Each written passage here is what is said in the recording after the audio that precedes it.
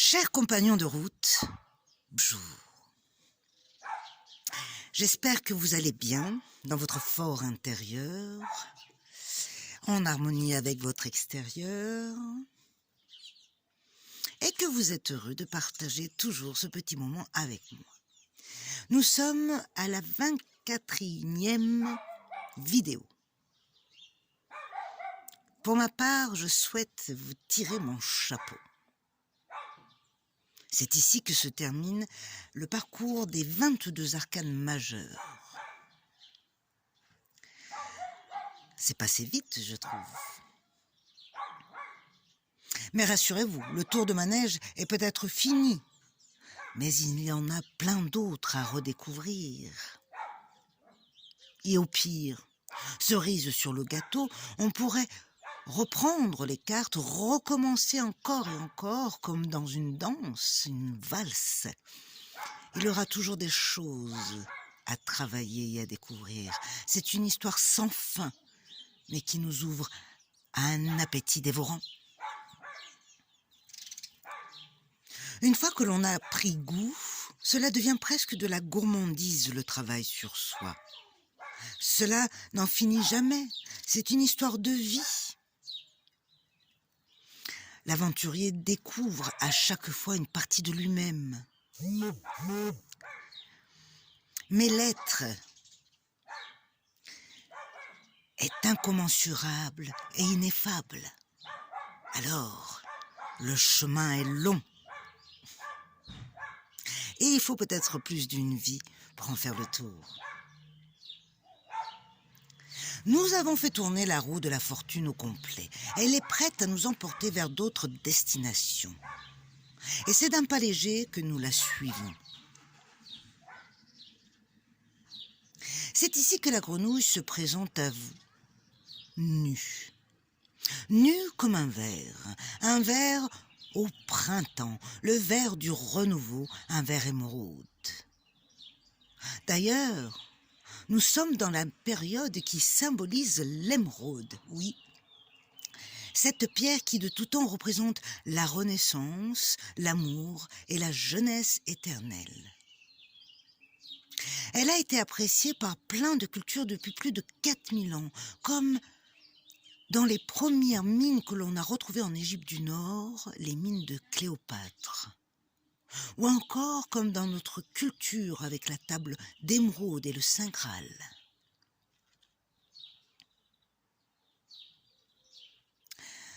Délesté de tous ces encombrants, de toutes ces facettes qui faussaient le pendant, compère grenouille, riche et glorieuse, de ses tenants, s'en va légère goûter à d'autres aboutissants. Alors, si les cartes majeures se terminent, c'est pour laisser place aux mineurs. Il y a 72 cartes dans un jeu de tarot de Marseille. Donc ne vous inquiétez pas, les cartes mineures du jeu de tarot annoncent et pondèrent le prochain voyage du pèlerin, et c'est très bien. Elles accompagnent le chercheur qui part à la découverte du monde, des sensations, des émotions, de lui-même. Et, tel le petit bambou, elles le feront grandir. Et plus il grandit, plus bas il s'abaisse devant le petit, conscient de son chemin et de celui qui lui reste à parcourir.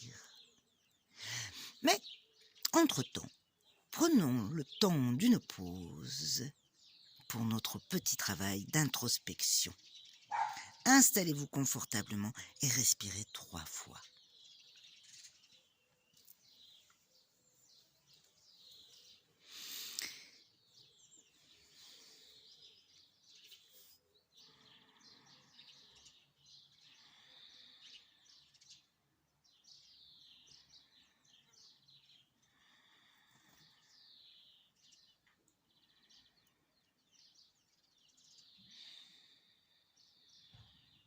Très bien. Nous sommes en condition. Aujourd'hui, l'exercice va être simple. On va laisser partir. On ne retient rien.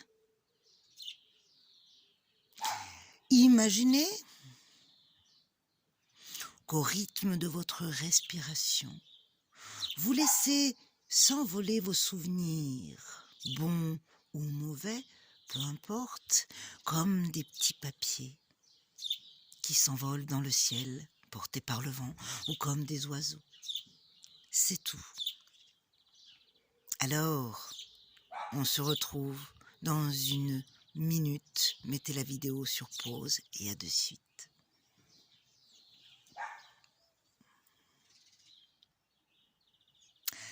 Quand on laisse partir nos pensées, non seulement on s'allège d'un poids, mais on se rend compte que l'essentiel est toujours là, imprégné en nous.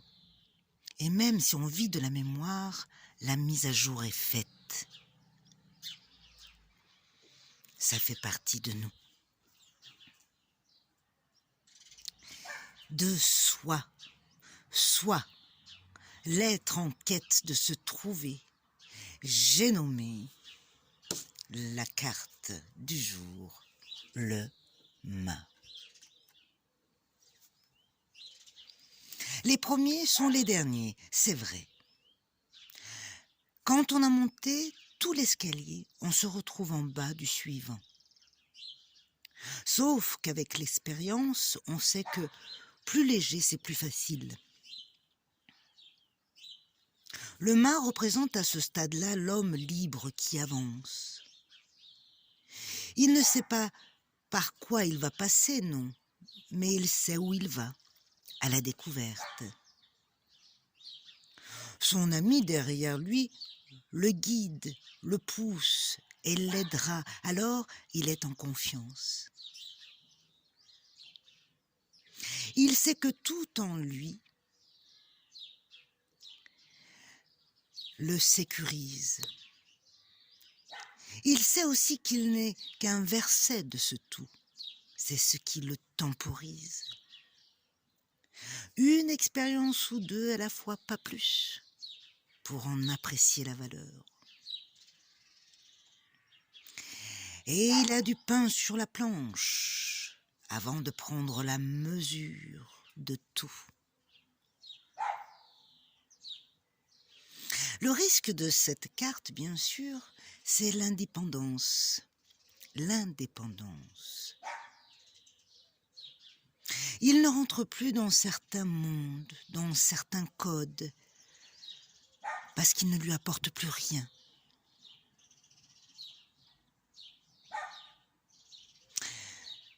Il est conscient et parfois cela peut l'amener à devenir solitaire. Par éclairage d'opinion, il voit bien qu'il est devenu différent. Et parfois, mieux vaut être seul que mal accompagné. Sauf que l'on s'ennuie à marcher seul toute une vie. Sur notre chemin, nous rencontrons plusieurs mondes, plusieurs visions, plusieurs versions. C'est ce qui nous nourrit et nourrit notre horizon.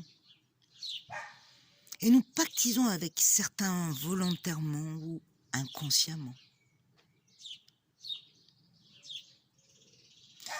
Certains sera l'espace d'un instant, d'autres un peu plus longtemps. Mais au final, même si c'est décevant, nous avons partagé, nous avons donné. Et tout ceci nous a fait grandir.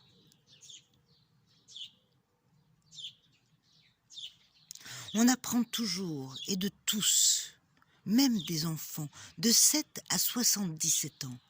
C'est juste une question d'interprétation. Le mât accepte l'erreur, car il ne fait qu'expérimenter et appointe la finesse de sa sensibilité.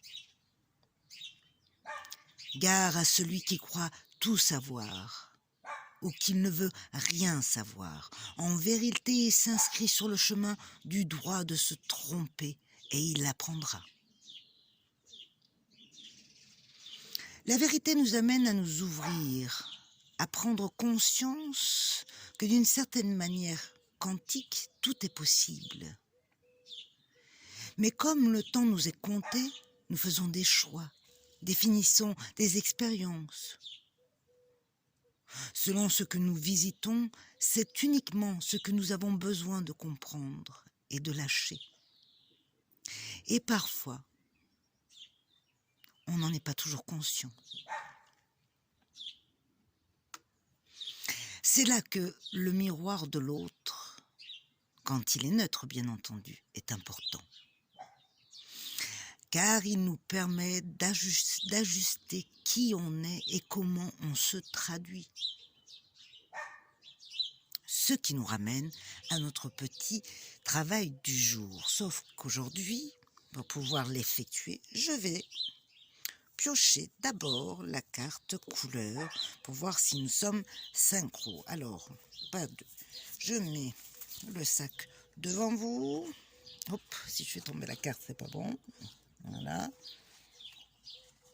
Je fouille et je prends une couleur et nous avons une belle couleur bleue. Le numéro 15, lumière.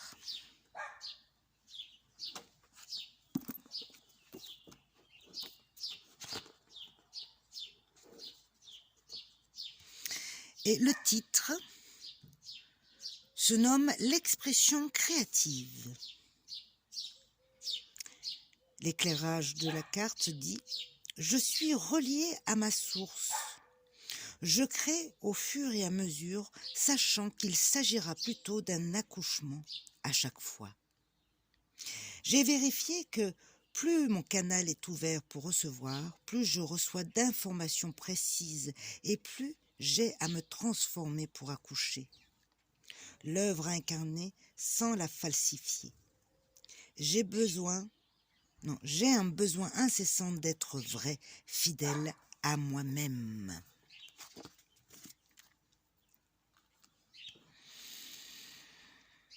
Alors, votre couleur correspond-elle à la mienne? Est-elle pareille? Proche? Opposée? Complémentaire? Dans tous les cas, vous avez réagi. Inconsciemment peut-être, mais librement. Et cette carte représente votre interprétation, votre ressenti. Maintenant, cherchez sur Internet ou dans un livre que signifie la couleur que vous avez choisie symboliquement. Et vous trouverez ce que cette vidéo inspire en vous. Vous êtes en connexion, oui. Nous sommes tous en connexion. Ce qui est intéressant, c'est de voir comment et de voir le ressenti et surtout ce que cela nous apporte. C'est cela le début de votre version. Toutes les choses qui auront les mêmes correspondances porteront les mêmes couleurs, la même symbolique pour vous. Si c'est orange, c'est la joie, le jaune, le solaire, le bleu, l'intellect. Vous allez décoder votre propre langage sans jugement.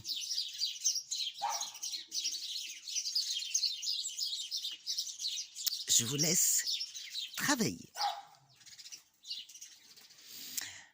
Nous allons passer à notre défi du jour. Avec la couleur que vous avez choisie, eh bien, histoire de marquer le coup sur cette première pierre, je vais vous demander d'en faire quelque chose. Quelque chose qui restera symboliquement représentatif de ce premier parcours, qui vous enchaîne, non je plaisante, qui vous entraîne à continuer à le suivre, bien sûr, vers d'autres parcours. Donc, avec la couleur de votre choix, et donc l'écho et le ressenti qu'elle vous a émise, faites-en quelque chose. La petite anecdote du jour maintenant. Bonne route à méditer. Je vous souhaite une belle journée. Je vous dis à demain et merci.